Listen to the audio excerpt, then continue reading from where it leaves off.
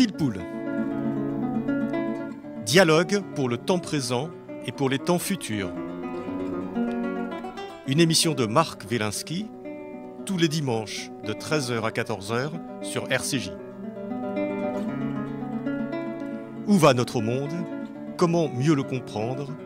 Que puis-je faire pour l'améliorer? Que m'est-il permis d'espérer?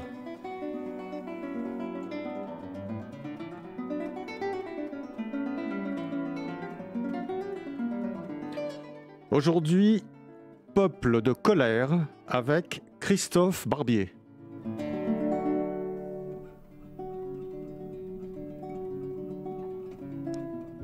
Les Français ne sont pas un peuple qui se met parfois en colère. Ils forment un peuple de colère. Et celle d'aujourd'hui entre en résonance avec celle des temps passés, tant les scénarios sont similaires. Les Gilets jaunes de 2018 rappellent les cabochiens de 1413. La révolte antillaise de 2009 s'apparente au soulèvement identitaire des Pitots ou des Nu-Pieds contre la gabelle au XVIe et XVIIe siècle. Le fondamentalisme musulman d'aujourd'hui évoque le séparatisme albigeois du début du XIIIe siècle. Les manifestations contre la réforme des retraites, ont pris la suite des éruptions de l'âge industriel. Christophe Barbier, bonjour. Bonjour Marc. Christophe, vous êtes journaliste politique, vous êtes comédien et critique dramatique, on reviendra dessus, normalien, ancien directeur de la rédaction de l'Express, éditorialiste politique pour BFM TV, franc-tireur, Actu-J, Radio-J, et auteur d'un certain nombre d'ouvrages, dont Les tyrannies de l'épidémie, chez Fayard en 2021. Et aujourd'hui, vous venez nous parler de ce magnifique livre chez Fayard, Peuple de colère, colère avec un S. Alors, on a vu cette litanie des colères françaises depuis le Moyen-Âge. Qu'est-ce qui vous fait dire, Christophe Barbier, que nous, les Français, sommes un peuple de colère S? D'abord, c'est l'enchaînement incroyable des faits. On se souvient des révolutions parce qu'elles sont dans nos livres scolaires, mais les révoltes qui sont des révolutions inabouties, c'est un enchaînement interminable de fièvres, d'éruptions volcaniques, de soulèvements, avec des scénarios souvent similaires. Une décision fiscale, en tout cas une décision venue d'en haut, venue de Paris, venue de la couronne, une révolte immédiate parce que c'est insupportable pour une population locale. Ça se mêle de contestations identitaires. On veut non seulement avoir, mais on veut être. On veut lutter contre une mesure fiscale, mais on veut aussi lutter pour une particularité régionale. Là-dessus s'enchaînent les événements humains, des groupes qui se forment, des leaders qui se dégagent, et puis ça se passe mal. À chaque fois, ça se passe mal. La répression s'abat. La répression est terrible parce que le pouvoir central s'est senti menacé. Donc, il veut déraciner la révolte, faire en sorte que pour une ou deux générations, on n'ose plus se soulever dans telle ou telle province. Mais une fois que la répression s'est abattue, on réfléchit. Pourquoi cette révolte? Où est-ce qu'on a commis une faute? Comment ne pas réveiller le dragon endormi? Et le pouvoir central progresse. Et c'est ainsi que s'est constituée notre nation. Par extension du pouvoir et du territoire de l'État central, au détriment des marches des provinces, dans la douleur, dans la contestation, dans la violence, mais avec à chaque fois un tissu que l'on recoud et qui fait tout doucement le sentiment national. Et quand on est passé de l'Ancien Régime à la République, on a repris à peu près les mêmes ingrédients avec le même cycle de colère. Heureusement, dans notre modernité démocratique, la répression fait moins de morts, les révoltes sont elles-mêmes moins sanglantes et moins violentes, mais on a le même mécanisme. Le haut pense, décide et impose, le bas refuse, rejette et se révolte, et puis finalement on trouve un juste milieu. Parfois le juste milieu c'est le recul du pouvoir, parfois c'est la base qui cède, mais on sait parler au summum de la violence, on sait parler pour calmer les choses. On s'est parlé après. Voilà. C'est le regret de cette France volcanique par rapport à des pays scandinaves ou anglo-saxons qui se parlent avant ou qui se parlent pendant et qui désamorcent les conflits. Non, Nous, on ne désamorce pas les conflits, on va au bout de l'explosion, et après, on compte à la fois les dégâts, et puis on voit quel chemin on peut entreprendre, prendre aussi en commun. Alors c'est ça qui fait, selon vous, la spécificité de la colère ou des colères françaises, parce que des révoltes, il y en a partout, il y en a eu partout dans toute l'Europe, dans le monde entier d'ailleurs, mais vous en parlez en Angleterre, en Italie, en Allemagne, partout, il y a eu des révoltes, il y a eu des révoltes paysannes, il y a eu des révoltes ouvrières, etc. Mais cette spécificité, c'est ça, il y a en France une sorte de fil conducteur de culture de la révolte. Oui, ailleurs, ce sont des accidents parfois importants, souvent signifiants, mais qui viennent simplement rompre une histoire qui se noue sur autre chose. L'Angleterre, par exemple, que ce soit avec Whit Tyler ou bien plus tard avec Cromwell, ce sont des moments importants de leur histoire. Mais ça rompt le fil d'une histoire qui se reprend après et qui continue son chemin. En France, le fil de notre histoire, c'est les révoltes. Il n'a cessé d'y avoir dans notre pays des contestations de ce qui se passait ou de ce qui était prévu. Quand vous voyez la manière dont le pouvoir absolu se construit en France, dont la monarchie installe son pouvoir, c'est pas une manière incontestée ou contestée simplement par des monarchies extérieures ou des pays voisins. Non, c'est à l'intérieur que ça se passe mal. Quand Charles V, jeune roi tremblotant, essaye d'imposer ses vues, il a affaire à son propre peuple. Quand Charles VI, roi fou, lui-même est chancelant dans son pouvoir, c'est de l'intérieur de sa population que vient la contestation. Et de même, quand la monarchie absolue semble désormais solide sur ses pieds, elle trouve des contestations en son sein. Louis XIV est contesté à la fois par toute une série de révoltes du bas de la société, mais aussi par une révolte des princes. Ça sera la Fronde. Notre problème de révolte est intérieur, il n'est pas extérieur. Et quelque part, comme une sorte de fièvre sans cesse combattue, sans cesse vaincue, mais sans cesse revenant, eh bien, ça va donner notre ADN. Nous sommes un pays qui se révolte tout le temps et qui, entre deux révoltes, progresse. Les autres pays sont des pays qui progressent et qui, de temps en temps, se révoltent. Alors, c'est ce qui est extraordinaire dans ce livre. Alors, d'abord, je dois dire que votre livre, Peuple de colère, chez Fayard, hein, je l'ai dit, oui, c'est un livre magnifiquement écrit, avec Merci. une sorte de souffle. Par moments, j'ai même eu l'impression de lire du Michelet. Alors, je ne dis pas ça, mais franchement, on est pris dans ça. Et vous détaillez, évidemment, on va revenir dessus, on va revenir sur toutes ces colères, pas sur toutes, bien évidemment, mais sur certaines d'entre elles qui sont intéressantes et caractéristiques. Mais il y a quelque chose qui m'a surpris au début, c'est que très souvent, dans les colères françaises, alors je ne sais pas si c'est le cas des colères ailleurs, probablement, mais en tout cas dans les colères françaises, il y a à l'origine une décision de l'État et souvent une décision fiscale, c'est-à-dire qu'à l'origine, quand même de la colère, il y a un problème économique, il y a quelque chose qui est remis en question, il y a un problème lié à des statuts économiques. Tout à fait. L'État se construit et se renforce en essayant d'étendre le champ de son pouvoir. Pour étendre ce champ du pouvoir, il a besoin d'argent. Et donc, il y a toujours dans les révoltes, au départ, une demande d'argent aux provinces. Ça commence par exemple avec la rançon du roi Jean le Bon, fait prisonnier par les Anglais à la bataille de Poitiers. On est au milieu du XIVe siècle, et on demande à la population de payer pour la rançon.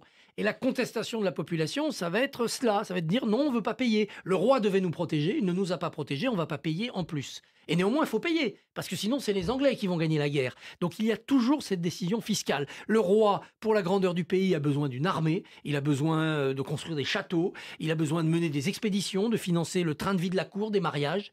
Il va donc rançonner, ou en tout cas solliciter les provinces. Et les provinces disent souvent oui, oui, les Français ne sont pas contre l'impôt, mais ils disent non à l'impôt de trop. La taille est un impôt accepté. La taille, c'est le contrat entre chaque sujet et le suzerain. Le suzerain reçoit l'argent, en échange, il doit la protection. Mais la gabelle, l'impôt sur le sel, inaccepté. Les impôts inventés comme la taxe sur le papier timbré en 1675 qui déclenchent les bonnets rouges, dont on aura en 2013 une réplique. Non, c'est l'impôt de trop. C'est l'impôt injustifié et injuste. Et là, on dit non. Alors l'impôt est toujours le détonateur. Mais la poudre de l'explosion, elle est plus composite. Il y a une dimension économique, on ne veut pas payer parce qu'on n'a plus les moyens, on va mourir de faim. Il y a une dimension sociale, on conteste la manière dont l'autorité royale, passant par l'aristocratie locale, assoit son oppression. Et puis il y a une dimension qui est aussi une dimension identitaire. On se sent attaqué comme breton par le papier timbré parce que ça ne respecte pas le contrat qui est signé entre la couronne de France et le Parlement de Bretagne. Les Pitot, la gabelle que vous citiez en 1548, c'est parce qu'on se sent atteint dans son identité de peuple de l'Atlantique qui cultive le sel. Donc il ne doit pas payer d'impôt sur le sel. Et voilà qu'on est humilié. Si, vous êtes comme les autres, vous paierez la gabelle. Donc la révolte, elle est identitaire. Et puis elle est parfois aussi religieuse. D'ailleurs, souvent, une révolte ne prend de l'importance que quand le clergé s'en mêle, le clergé d'en bas bien sûr. Les églises sonnent le tocsin, on ameute la foule, on participe à la révolte et d'ailleurs la répression généralement rase les clochers et fond les cloches des églises des villages rebelles. Donc il y a cette dimension religieuse qui va aussi s'épanouir à travers les Cathares, les Albigeois où la religion est au cœur de la révolte identitaire, on ne veut pas céder à la langue d'Oil, on veut garder la langue d'Oc et les privilèges de Locke et puis bien sûr la réforme protestante, qui va être une immense contestation religieuse, mais aussi économique. Tout le protestantisme va se fonder sur un modèle économique et politique. On veut une autre manière de régir les affaires de l'État. Mais c'est vrai qu'au départ, l'État, pour étendre son pouvoir, a besoin d'argent, et donc il va siphonner la richesse du pays, et là, souvent, ça coince. Alors, ces révoltes, on va en voir quelques-unes qui sont, mais elles sont légion, et vous n'en avez certainement décrit que 10% de tout ce qu'il y a pu y avoir. Il y a des révoltes, d'abord, il y a des révoltes rurales autant que des révoltes urbaines, il y a des révoltes d'en bas, il y a des révoltes des nobles, on a l'impression que la révolte peut sourdre de beaucoup d'endroits différents. Toute la société est inflammable. C'est ça. On a l'impression d'une société complètement unie, pas fugée, mais oui, c'est une société explosive, c'est une société poudrière. Ouais. Et donc, il faut faire attention à tout. Et ça, évidemment, depuis le rural domine au Moyen-Âge, mais quand vous voyez les cabochiens que vous citiez, c'est une révolte urbaine. Ce sont les bouchers. Parlons des cabochiens, oui. On est en 1413. Le pouvoir est troublé. Hein, c'est Charles VI, il est fou, Isabeau de Bavière. Le traité de Troyes, c'est 2 ans après, elle vend le pays aux Anglais. Mais au départ, il y a une taxe supplémentaire. Et le chef des bouchers, qui tenaient leur forteresse devant Notre-Dame, c'est là qu'étaient installés les étals des bouchers, profession qui n'était pas très prestigieuse, mais qui était très riche. Le chef des bouchers, Simon Caboche, appelé ainsi parce qu'il n'avait pas son pareil pour fracasser d'un coup de marteau la tête des moutons pour en extraire la cervelle, eh bien il prend la tête de la révolte. Non à l'impôt, puis non à l'impôt, ça devient non au pouvoir parisien, donc ils veulent prendre le pouvoir à Paris, puis ça devient non au roi, et la révolte devient politique. Après, il fera le mauvais choix. Il fera le choix d'aller vers les Anglais. Mais au départ, c'est une révolte qui est une révolte urbaine, mais populaire. Après, vous avez toutes les révoltes rurales, bien sûr, les jacqueries. Mais si on reste un instant sur les cabochiens, c'est extrêmement intéressant parce que vous avez une révolte qui, on pourrait dire, vient d'un boucher, qui vient d'en bas, disons, et qui est reprise par les dynasties concurrentes qui se font la guerre, les Armagnacs, les Bourguignons, etc. On est en pleine guerre de 100 ans, c'est bien ça. Tout à fait, on est en pleine guerre. Et là, on voit quand même ce mélange entre... On a l'impression que l'histoire, c'est l'histoire de ceux qui font l'histoire des nobles, etc., de ceux qu'on a entendu parler dans les livres d'histoire, mais pas du tout. Ces gens-là font l'histoire. Ils font l'histoire, mais comme ils ne sont pas conscients de l'histoire qu'ils sont en train de faire, ils sont chapeautés, à la fois par ces dynasties qui se battent pour la couronne royale, en gros, mais aussi par des juristes et des intellectuels. Et vous avez, en plein milieu de la révolte des cabochiens, un édit qui est publié, qui est une véritable constitution, qui instaure une sorte de monarchie parlementaire. Et cet édit est appelé l'édit des cabochiens. Le pauvre Simon Caboche n'y est pour rien, mais il y a des juristes qui ont participé à cela. On va trouver d'ailleurs au cœur de cela l'évêque Cochon, qu'on retrouve quelques années après dans le procès de Jeanne d'Arc. L'évêque Cochon qui a instruit le procès de Jeanne d'Arc à Rouen dans les années 1430. Et ils vont faire l'édit cabochien, qui est une tentative de conciliation entre ce que la bourgeoisie commerçante et juridique veut avoir comme pouvoir et quand même la reconnaissance d'un pouvoir royal. C'est quasiment une monarchie parlementaire britannique. Ça va être écrasé dans le sang, et c'est pour ça que la monarchie absolue ensuite va se construire à grande vitesse. C'est pour éviter le retour d'un modèle de monarchie parlementaire. On n'arrivera jamais en France à faire un modèle de monarchie parlementaire, jusqu'à Louis-Philippe, qui tentera d'incarner quelque chose qui ressemble à une monarchie, non pas roi de France, mais roi des Français, avec un parlement qui a du pouvoir, mais ça se terminera aussi par une révolution en 1848. Ça commence en 1413, par ce mélange de gilets jaunes, on proteste contre une taxe et on est des gens qui n'arrivent plus à vivre de leur travail, comme les gilets jaunes, et de révolte intellectuelle. Et quand vous regardez 1789, vous avez le même mélange de révolte populaire, On prend la Bastille, c'est le brasseur sans terre, et puis de petites bourgeoisies éclairées, des avocats, Robespierre et quelques autres, qui vont donner un cerveau au bras de cette révolte, et ça va donner la grande révolution française, l'abolition des privilèges et la dimension politique de cette révolution. Et ce mélange-là, vous l'avez dans toutes les révoltes importantes, du moins celles qui se passent pas loin de Paris, parce que là, il y a l'enjeu de pouvoir. Quand on est plus loin dans les provinces, renverser le roi, ça reste de la fiction. Ouais. Mais non, vous dites bien d'ailleurs que lorsque cette révolte qui d'une certaine façon est chapeautée, est reprise, est travaillée par les intellectuels, c'est à ce moment-là qu'une révolte peut devenir une révolution. Oui. Sinon, elle reste une révolte. Sinon, elle reste une révolte. Elle demande au roi de faire son métier de roi, c'est-à-dire d'être juste et de protéger la population. À aucun moment, une révolte ne veut changer le régime. Puis de temps en temps, oui, il y a des révoltes qui se disent, bah tiens, si finalement on exerçait le pouvoir à la place du roi. Mais c'est rarissime et ça marche très peu, puisque ça a marché en 1789, en 1830, 1848. Ça échoue avec la Commune, ça échoue avec beaucoup d'autres moments de notre histoire. Pourquoi ça échoue? D'abord parce qu'il manque des relais.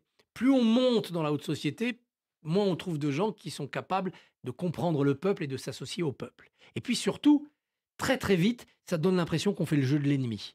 Et qu'en affaiblissant le roi de France, on ne fait pas le jeu du peuple. On fait le jeu de la couronne d'Espagne, de la couronne d'Angleterre, des princes allemands. Et donc ça devient antipatriotique. Rester patriotique en demandant la tête du roi ou en demandant à renverser le roi, c'est extrêmement difficile à faire. C'est ce qui va protéger aussi la monarchie pendant des siècles et des siècles. Alors, toutes ces révoltes ont des noms, jusqu'à maintenant, hein, ont des noms très évocateurs, très imagés, très extraordinaires. Donc, on a parlé des Cabochiens, il y a les Maillotins. Les Maillotins, oui, voilà. les Parisiens ignorent cela, mais quand ils passent porte-maillot, eh ben, c'est une allusion aux Maillotins qui, à la fin du XIVe siècle, s'étaient révoltés. Là aussi sur une raison fiscale, et ils avaient envahi l'hôtel de ville. Et qu'avaient-ils trouvé à l'hôtel de ville? Des centaines et des centaines de maillets en fer, destinés à garder les portes de Paris contre un éventuel envahisseur. Et c'est avec ces maillets qu'ils ont répandu la terreur dans Paris. Et quand le roi, qui était en campagne en Picardie et dans le Nord, revient victorieux, ils vont l'accueillir au nord de Paris. Ils ne savent pas s'ils doivent l'accueillir positivement ou pas. Ils sont pas clairs dans leur projet. Et finalement, ils font une haie d'honneur avec leurs maillets pour acclamer le roi qui revient dans Paris. Mais le roi n'est pas dupe. Il refuse d'entrer dans Paris par la porte. Il fait percer une brèche dans le mur pour bien faire comprendre aux Maillotins que leur révolte est illégitime. Il les massacre et on gardera simplement la porte Maillot comme trace, puisqu'ils étaient partis de la porte Maillot pour aller accueillir le roi vers Saint-Denis. La trace de ces Maillotins, c'est la porte Maillot. Mais alors, est-ce que tous ces noms, donc les Maillotins, les Pitots, bien sûr, les Pitots, c'est jusqu'à les Demoiselles, est-ce que ce sont des noms qui ont été donnés après par les historiens, ou est-ce que ce sont des noms dont les émeutiers s'affublaient d'eux-mêmes? C'est un peu les deux. Les Pitots, ils se sont affublés d'eux-mêmes de ce nom-là pour attirer sur eux la compassion. Nous étions piteux, c'est de là que ça vient.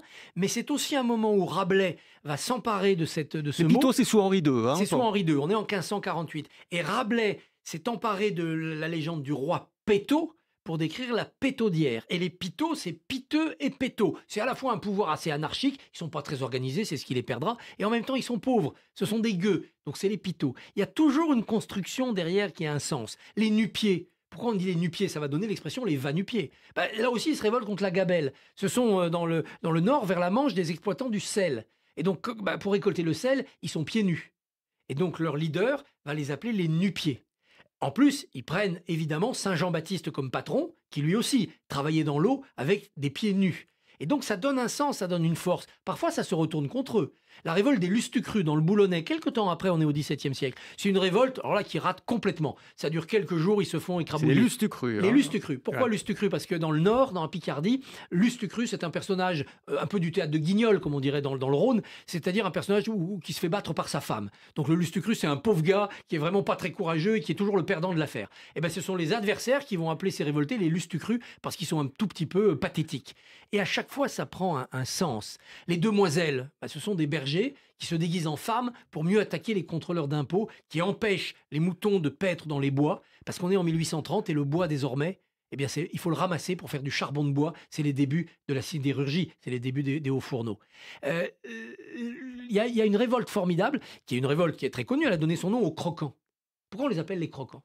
Parce que pour les combattre, on disait, attention, Ils veulent croquer les aristocrates. Ils veulent manger les nobles. Ce sont des cannibales. Donc on en faisait des sortes de vampires. Et donc on les appelait les croquants pour qu'ils fassent peur. Leur leader s'appelait Jean Petit. Et Jean Petit a été arrêté, condamné, exécuté, écartelé. Et ses membres ont été attachés à 4 coins de la ville. Il était dans le sud-ouest, dans le Périgord. Et ses membres se balançaient au vent. Et ça a donné une chanson. Jean Petit qui danse, de son bras il danse. Et en fait, cette chanson que les enfants apprennent aujourd'hui comme une comptine bien pacifique, ça fait allusion aux membres de Jean Petit, le bras, la jambe, qui se pendaient dans le vent parce qu'il avait été exécuté. Vous voyez comme la mémoire est profondément percutée, imprimée par ces révoltes dont les manuels scolaires ne nous disent plus rien. Ouais. Alors ça, c'est effectivement, vous parlez de Jean Petit, mais la plupart de ces révoltes, qu'elles soient rurales, urbaines et à toutes les époques, jusqu'à maintenant ou jusqu'à récemment, sont réprimées dans le sang. Et quand je dis dans le sang, c'est avec des luxes de cruauté, souvent. D'abord, Alors, la notion de droit de l'homme ou de droit de la défense n'existe pas. Ensuite, le but de la répression n'est pas seulement d'écraser la révolte, il est de dissuader le peuple de se révolter pour des générations. Donc il faut que le moindre enfant soit terrorisé par les images qu'il aura vues de la révolte réprimée. Et on est tranquille pendant 30 ans. C'est ça le calcul du pouvoir. Et donc, on écartèle, on brûle, on va jusqu'à exhumer des révoltés déjà morts. La révolte des bonnets rouges, celle de 1675, le leader est tué par un aristocrate et il vient pour négocier, pour le convaincre de rallier à sa cause, il se fait tuer, on l'enterre. Quand la répression s'abat, on déterre son cadavre. On le juge pour avoir un procès officiel et on le supplie. On va l'écarteler, on va le brûler, on va exposer son corps. Il s'agit vraiment de marquer les esprits autant que de tuer les responsables. Donc on est vraiment dans une forme de terreur. Mais en même temps, comme je vous le disais tout à l'heure, le pouvoir comprend qu'il est allé trop loin. Donc avec ceux qui ont négocié, ceux qui sont rendus, on va faire quelques grâces et avec eux on va négocier le futur. Et le pouvoir comprend que pour un temps au moins, il faut retirer une réforme, alléger une taxe, supprimer un fermier général trop brutal qui était présent. Le pouvoir entend la révolte, mais il ne l'écoute pas. Il la réprime, il l'écrase, mais il l'entend. oui, c'est ça, il y a une double stratégie un petit peu du pouvoir qui est relativement efficace d'ailleurs. C'est-à-dire qu'on tape tout de suite très fort, même dès le début. Hein. Il y en a qui on coupe les bras, les jambes, etc. Mais dès le début, c'est-à-dire qu'on ne fait pas de quartier. On envoie les généraux les plus cruels. Tout à fait. Hein, on envoie vraiment les plus cruels. Mais on écoute et souvent on en tire parti. C'est-à-dire que c'est pas un État aveugle, c'est un État qui est très conscient de ce qu'il fait. Très conscient. Et notamment un roi qui sait que si son peuple se révolte, ce n'est pas sans raison, et que donc quelque chose a dysfonctionné dans la chaîne du pouvoir. Et souvent d'ailleurs, les révoltés disent qu'ils se plaignent de tel aristocrate, de tel ministre. Le roi est forcément bon, mais il est mal conseillé. Et donc on s'en prend au conseilleur du roi. Et le roi l'entend. Donc il va bouger les choses, il va changer, il va muter, voilà. Et donc il est conscient qu'il ne peut pas tirer trop sur la corde. C'est d'ailleurs ce qui va se dériver avec Louis XVI, parce que Louis XVI perd cette habileté dans le mélange de répression. C'est un moment où là, l'État a perdu cette efficacité. Il est à la fois trop faible dans la répression, Louis XVI, et pas assez malin dans la compréhension. La journée des Tuiles, on est en juin 1788, le Parlement du Dauphiné est dessaisi de ses pouvoirs, on envoie la troupe pour évacuer les parlementaires de Grenoble. Allez dans vos maisons de campagne, on ne veut plus vous voir à Grenoble. Le peuple bloque en disant non, on veut les garder, on veut que notre Parlement siège. La couronne cède. C'est là qu'ils envoient des tuiles sur les... Et voilà, ils envoient des tuiles sur les soldats, d'où la journée des Tuiles. Ouais. La couronne cède et dit d'accord, bon, on vous autorise à réunir les États généraux du Dauphiné. Et en quelques mois, toutes les provinces disent nous aussi on veut faire nos États généraux. Et ça donne les États généraux du royaume au printemps 1789 et c'est parti. Mais est-ce que ça veut dire que quand l'État, en tout cas en France, s'affaiblit, à ce moment-là, il est obligé de reculer et il est en danger? Bien sûr. Le pouvoir doit être ferme, mais pas idiot. Regardez les Gilets jaunes. Macron a répercuté exactement ce que faisait Henri II avec les Pitots ou Louis XIV avec d'autres révoltés, en moins brutal, en moins sanglant. On ne peut pas dire que les violences policières, quand même, ce soit comparable à ce que faisaient les sergents de Louis XV. On fait aujourd'hui, évidemment, de grands débats sur un œil crevé par un LBD ou bien une grenade lacrymogène qui a fait des blessés ou des morts par accident. Et c'est tant mieux, nos démocraties ont apporté ce prix de la vie. Aucune vie ne mérite d'être sacrifiée. Heureusement, on a progressé. Les révoltes elles-mêmes, d'ailleurs, sont beaucoup moins violentes. On assassine moins, on incendie. Oui, parce que les révoltés sont aussi très violents. Mais le mécanisme des Gilets jaunes, c'est le même. D'abord, la violence est réprimée. Le préfet l'allemand, eh bien, il écrase le mouvement des Gilets jaunes. Mais en même temps, Macron prépare le grand débat. Je vous ai compris. Je vous écoute. et je vais concéder d'abord quelques milliards et puis ensuite quelques réformes. Il y a ce double pédalier. On appuie sur le frein de la répression et on appuie sur le débrayage quand même de la réforme et de l'adoucissement. Ça permet de gagner du temps et puis ça permet de trouver un autre chemin. Quand Louis XVI n'arrive plus à faire ça, à partir de la contestation de la réforme du commerce des blés, donc on est au tout début de son règne et ça donne la révolte des farines, eh bien, il perd le sens de la répression et de la concession. Et cette alternance-là, cette habileté-là, ça ne Vous peut dites qu'il a mener à perdu sa catastrophe. boussole. Il a perdu sa boussole, bien sûr. Il est complètement. Il prend un Premier ministre et il en vire un change. autre, il rappelle Donc, Necker. bien sûr. Il est paumé, quoi. Il met un libéral, ça marche pas, donc il met un centralisateur, ça marche moins, donc il remet un libéral, il est paumé. Il n'impose plus, il suit. Et donc il n'est plus le roi. S'il n'est plus celui qui décide, il n'est plus le roi. Et chaque volonté de se rapprocher du peuple l'affaiblit. Lui, il a l'impression qu'il apaise. En fait, il s'affaiblit. Ça culmine avec les journées d'octobre 89, où les Parisiennes vont à Versailles réclamer du pain.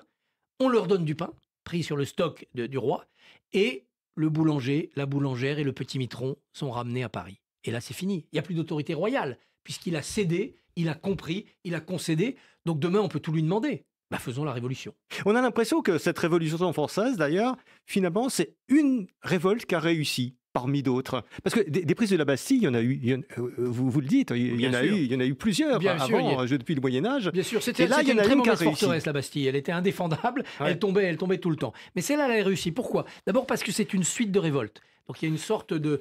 C'est un marteau qui tape sur plusieurs clous. On a parlé de la guerre des farines, ça commence en 1775, ça se continue pendant plusieurs années. La révolte de la journée des Tuiles en 88. Donc c'est le même clou sur lequel plusieurs marteaux s'abattent. Donc il y a une sorte de contamination. Et puis, il y a cette figure royale faible. Et puis il y a aussi un dernier point très important, c'est que l'État ne se sort plus de la crise économique.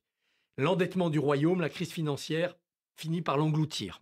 Soyons vigilants par rapport à nos finances publiques aujourd'hui, parce qu'un État qui devient impécunieux, finalement, il n'a plus de crédibilité. Lever un impôt qu'il s'agit de jeter dans le tonneau des Danaïdes, c'est inexplicable. Donc il faut faire attention, à un moment donné, l'état des finances devient pour le peuple le signal que c'est la faillite qui est là. Et donc il ne faut pas remettre au pot, ça ne sert à rien. Ouais. Par ailleurs, il faut aussi un dernier phénomène qui parle à notre époque, qui existe déjà au temps de Louis XVI, c'est le complotisme. On raconte sous Louis XVI qu'il y a des gens qui spéculent dans l'ombre, qui gardent des réserves de blé en attendant que le prix monte. Ce qui n'est pas faux. Mais on crée autour de cette réalité de la spéculation un fantasme. Il y a le roi avec une sorte de conseil secret, téléguidé par des Anglais, qui organiserait la famine dans le royaume. Non, on sait que ça n'était pas le cas. Il y avait quelque chose qui était subi, la spéculation, qui n'était pas voulu par le roi. Mais là aussi, le roi était trop faible pour s'en apercevoir et arrêter les spéculateurs. Alors, la Révolution française, finalement, marque un tournant, mais pas tant que ça, parce que les révoltes continuent exactement comme avant. C'est-à-dire, c'est la révolte, il n'y a plus le roi, mais vous avez toute une série de révoltes jusqu'à nos jours, on va en évoquer quelques-unes, mais ça continue de façon régulière, de façon spasmodique, j'allais dire, et la société française et l'État français continuent à avancer de révolte en révolte. C'est bien la preuve que c'est notre ADN. Vous passez de la monarchie à la République, de la République à l'Empire, et vous continuez à avoir ce phénomène-là. C'est un moteur à explosion qui fait avancer la France. Voilà. L'oxygène de la colère, et puis vous mettez dedans l'essence du pouvoir central, et vous obtenez le moteur à explosion. Ça continue sous la République, et souvent avec les mêmes ingrédients. La loi du maximum, qui est aussi une problématique de contrôle des prix. Sous la terreur, donc c'est très tôt dans la Révolution. Ça passe pas. La taxe des 45%. 45%, en fait, c'est 45 centimes d'augmentation sur les quatre vieilles, c'est-à-dire les quatre taxes, la patente, la foncière, l'immobilière, etc. On est en 1848, ça ne passe pas. On a beau avoir acclamé 3 mois avant la République, quand elle se met à fonctionner fiscalement comme l'Ancien Régime, non, c'est pas possible. Donc on a le même mécanisme. Et bien entendu, la révolution industrielle va apporter sa sociologie de la révolte, c'est-à-dire des concentrations de population laborieuses, pauvres, qui ont de véritables raisons de se mettre en colère, et ça donne les révoltes industrielles. Ouais. Mais on a l'impression que souvent, on passe à côté de solutions, j'allais pas dire pacifiques, mais au moins apaisées. C'est-à-dire, dans la révolte des Canuts, on le voit bien, il y a un moment où on aurait pu se trouver un truc, finalement, les gens se rendent bien compte que les canuts, ils peuvent pas continuer comme ça, donc il y a une loi sur les prix, etc. Et d'un seul coup, l'État dit non, non, je casse tout et poum, ça repart. Et On n'y arrive pas. C'est vrai qu'on n'y arrive pas parce que on fait trop tard le consensus. C'est pour réparer les dégâts. Et ce consensus est souvent un moyen de gagner du temps. Et dans l'ombre agissent différents pouvoirs pour faire avancer leur cause. Ça commence très tôt, hein. La première révolte de ce type, c'est en 1539, la révolte des typographes à Lyon, qu'on appelle les griffarins, parce qu'ils travaillaient pour un imprimeur qui avait ce nom. C'est le premier métier industrialisé, les typographes. L'imprimerie existe depuis 80 ans, et donc il faut de plus en plus d'ateliers. Les gens travaillent chez eux, puis en atelier, puis en manufacture, et ça passe pas. Ils veulent être mieux payés, on leur impose des apprentis pas formés pour tenir les cadences, ils se révoltent. Ça commence par le consensus. Ils en appellent à François Ier. Ça tombe bien, François Ier est à Villers-Cotterêts, en train de préparer sa grande ordonnance sur la langue française dans l'administration. Bah, on lui fait rajouter un article à la fin où il prend parti contre les typographes, pour les patrons, en demandant juste aux patrons de faire quelques concessions. Consensus. Mais ça marche pas. Sur le terrain, on se révolte encore. Alors quelques mois plus tard, dans une sorte de lit de justice, le conflit revient devant lui. Eh bien, on trouve un nouveau compromis. Ça marche toujours pas. Et c'est finalement, à un moment donné, les soucis politiques du royaume qui vont faire en sorte que, eh bien, on détache l'activité du royaume de France pour l'installer dans l'Italie voisine, dans le Dauphiné voisin, pour trouver un peu plus de liberté. On n'a pas cette culture du consensus. Ouais.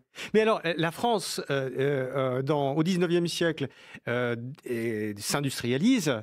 Vous dites quelque part qu'elle rate un peu son industrialisation. Oui, j'aimerais bien savoir pourquoi vous dites ça par rapport à l'Angleterre. Oui, parce que d'abord, le mécanisme capitaliste, c'est-à-dire des finances qui arrivent pour construire un outil capitaliste industriel et produire de la richesse, on l'a raté en France. Parce qu'on avait ce modèle centralisé très très jacobin, et puis parce que toute la puissance de notre grand siècle, le XVIIe, était venue de la ruralité.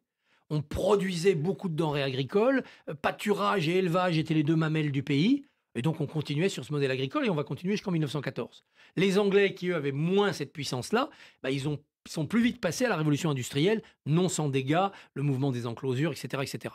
Donc on a raté ce passage capitalistique à la révolution industrielle. On a pris du retard qu'on ne finit par rattraper qu'à partir de Napoléon III et encore. Mais surtout, on l'a raté mentalement. C'est-à-dire que les valeurs de l'industrie, apporter son capital, ça c'était très protestant, très allemand, très anglo-saxon, la force de travail déruralisée, les projets politiques qui allaient avec, et notamment le marxisme, ça collait pas à nos mentalités. Donc on l'a fait dans la lenteur et on l'a fait dans la douleur. Et pour rattraper notre retard, il a fallu beaucoup de brutalité et on s'est retrouvé avec des exploitations.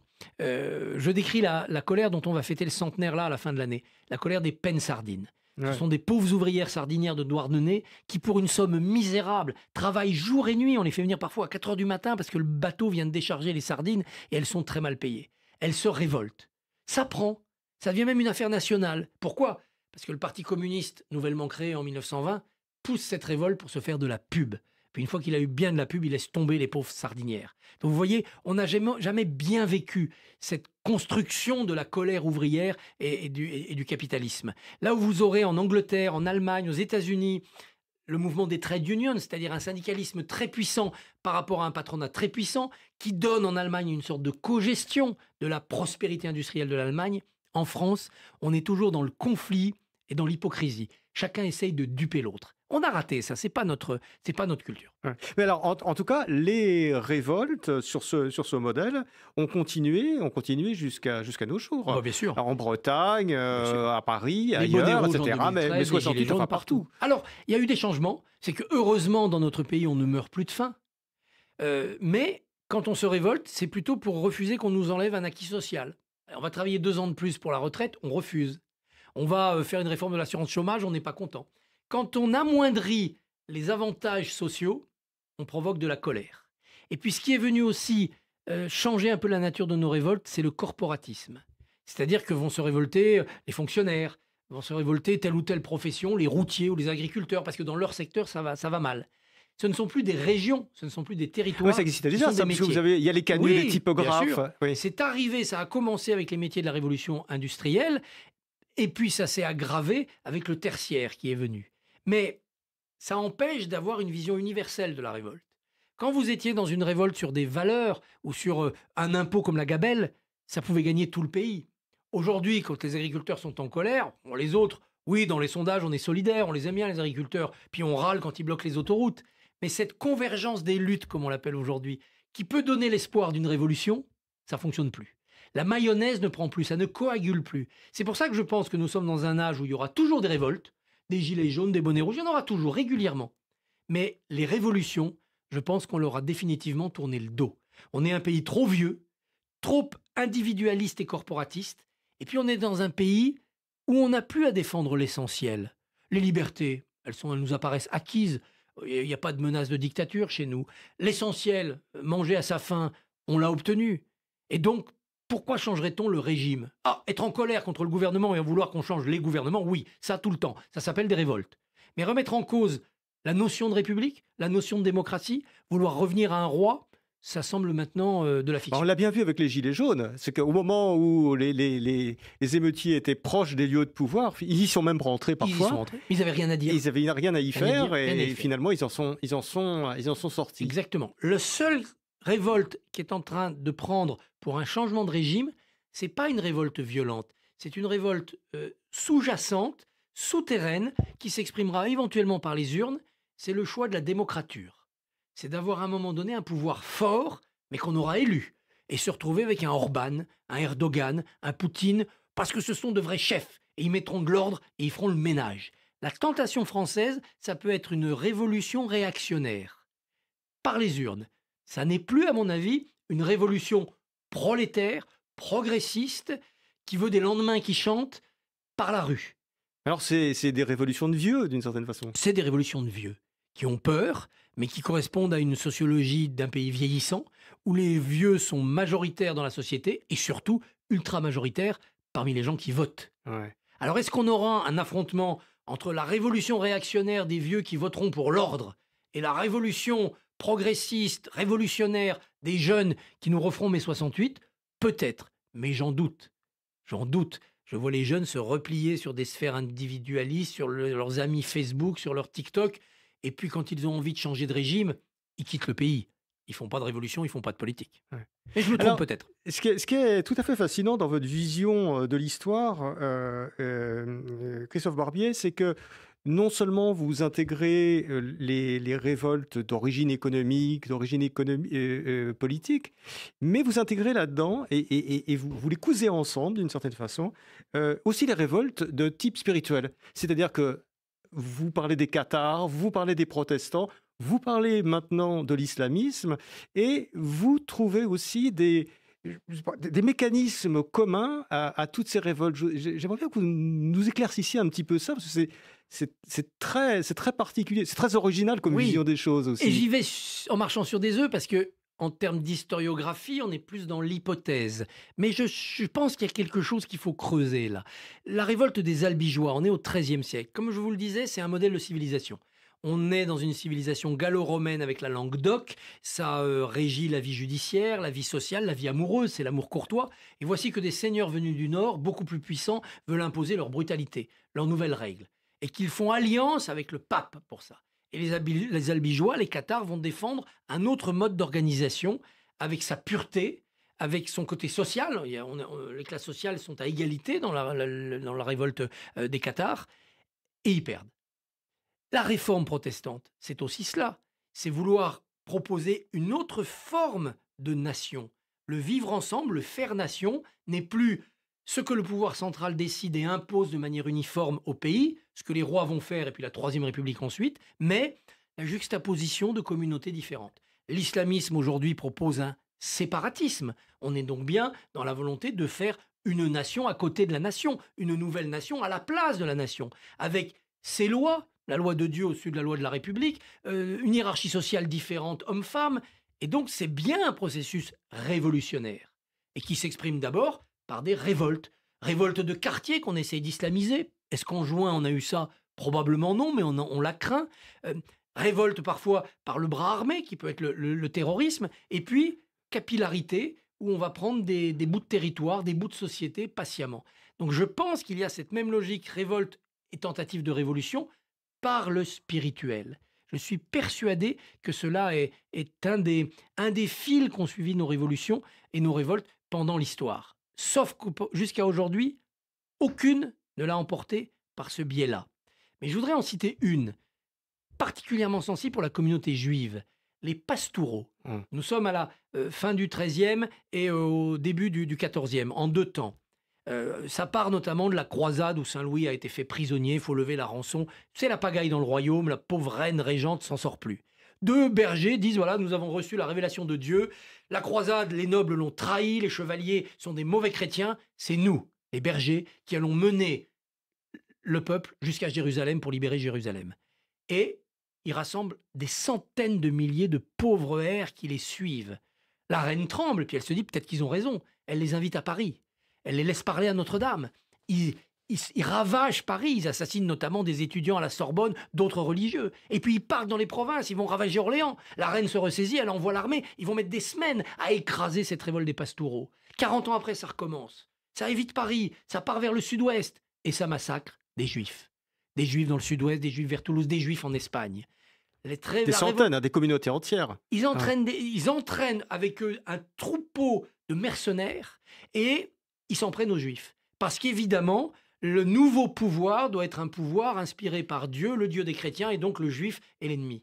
Et donc, la dimension révolte, prise du pouvoir, renversement de l'ordre social, elle passe aussi par le fait religieux. Nous sommes les nouveaux apôtres, et nous allons tuer des Juifs pour leur faire expier leur crime déicide. Et donc, vous voyez, la spiritualité n'est jamais très loin. Il y a de l'identité régionale dans la plupart des révoltes. Nous sommes bretons, nous sommes dans l'Angoumois, nous sommes du Cotentin, nous sommes... Mais très très vite, quand on gratte un peu sous l'identité régionale, il y a une dimension spirituelle.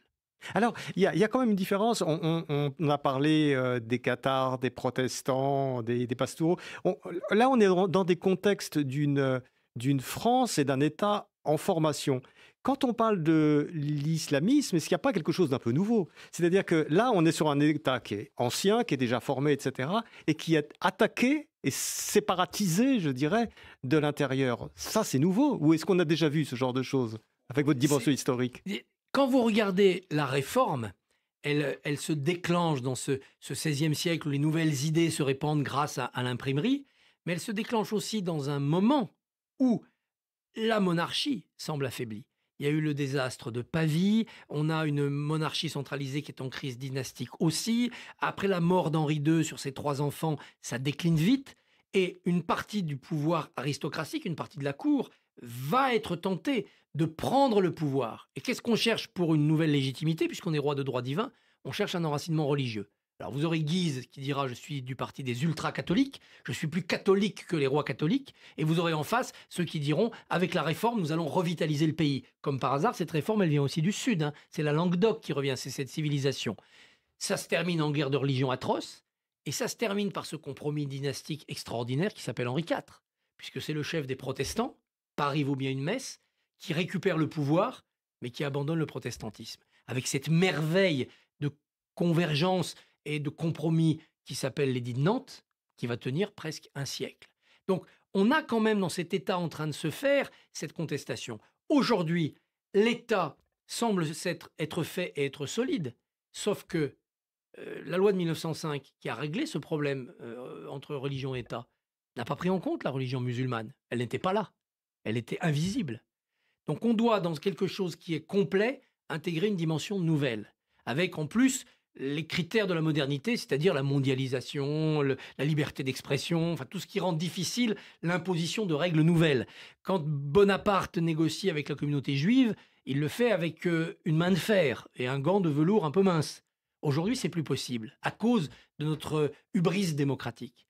Donc ça rend les choses beaucoup plus compliquées. Par ailleurs, ce sont des gens qui, à la 2e, 3e génération, sont totalement français et se veulent totalement musulmans. Travailler de l'extérieur par des imams intégristes, ça donne quelque chose de particulièrement difficile à gérer. La répression est impossible. On ne peut plus, aujourd'hui, s'en prendre aux intégristes musulmans comme Louis XIV envoyait ses dragons dans les Cévennes. C'est plus possible de faire les camisards, heureusement. Comment on fait? Comment on fait dans une société laïcisée pour dire à une religion, vous devez passer sous le joug de la République parce que c'est votre avenir à vous et c'est notre avenir à tous. C'est extrêmement complexe, extrêmement complexe. Et on a l'impression qu'à chaque fois qu'on trouve une loi, la loi sur le voile, la loi sur le séparatisme, Elle est vite débordée par la réalité. On a l'impression, Christophe Barbier, c'est peut-être une réflexion un peu personnelle, que vous n'êtes pas un révolutionnaire, mais vous êtes quelque part un peu nostalgique des grandes révoltes. Oui, ce moteur à explosion qui fait avancer la France depuis le Moyen-Âge jusqu'à nos jours, il nourrissait le roman français. Nous avons la chance d'avoir une vie politique truffée d'événements. On ne s'ennuie jamais en regardant l'histoire de France. C'est pas pour rien que Alexandre Dumas a pu en faire des romans extraordinaires. Et ça fait le sel du journaliste politique aujourd'hui et puis de celui qui se retourne vers notre histoire. Et j'ai quelque part l'idée de me dire, bon, si on devient un pays vieux et sage qui se scandinavise, qu'est-ce qu'on va s'ennuyer? Ouais. Ah, c'est sûr. Ou qui se populise. Ou qui se populise. Alors, il y aura moins de révoltes, il y aura de l'ordre, il y aura de la paix, mais ça sera quand même un peu ennuyeux. Est-ce que j'ai envie de vivre en Suisse ou en Suède? Non. Bon. Mais quand même, il faut d'abord partir du principe qu'il faut éviter les dégâts humains. Et donc, si on peut transformer les révoltes, apprivoiser les révoltes, pour en faire une colère positive, vous êtes mécontent, vous avez raison, on va changer. Plutôt que vous êtes mécontent, on s'en fout, vous vous mettez à brûler tout ce que vous trouvez, ça sera quand même un progrès. Gardez l'énergie fertile de la colère sans tomber dans les dégâts de la révolte. Victor Hugo a écrit « Le peuple a sa colère et le volcan sa lave qui ravage d'abord et qui féconde après ». C'est ça qu'il faut retrouver. C'est l'idée qu'il y a un volcan qui explose. S'il n'y a pas de mort, c'est très bien. Parce que les nouveaux champs de lave, ça va être de la terre fertile, on va pouvoir planter. Mais il faut faire en sorte que l'éruption ne tue personne.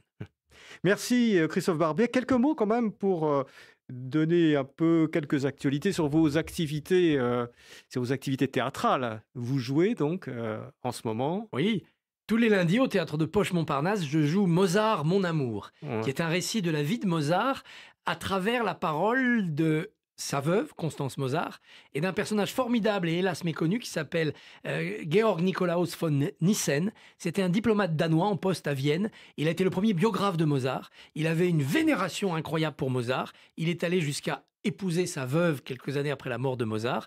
Et c'est grâce à lui qu'on a continué à jouer Mozart. Ce couple von Nissen-Constance Mozart a permis à Mozart de ne pas tomber dans l'oubli. Et on raconte comment ils ont réussi à maintenir Mozart vivant. Eh ben, on va aller vous voir. Rappelez tout. Tous les lundis à 21h au Théâtre de Poche. Au Théâtre de Poche. Et dernière question, il nous reste quelques secondes.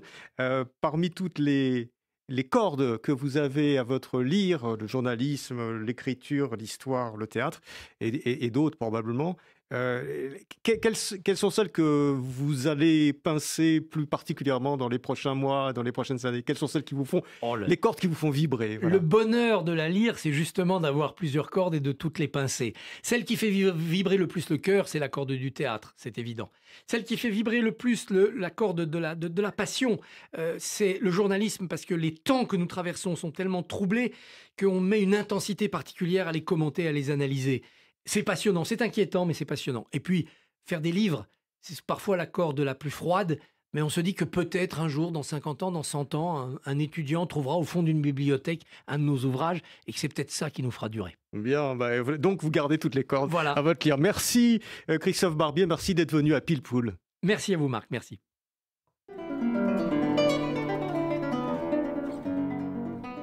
C'était Pile Poule, une émission de Marc Wielinski, que vous pouvez retrouver en podcast sur le site de Radio RCJ et sur les différentes plateformes, ainsi que sur YouTube. À dimanche prochain, 13h.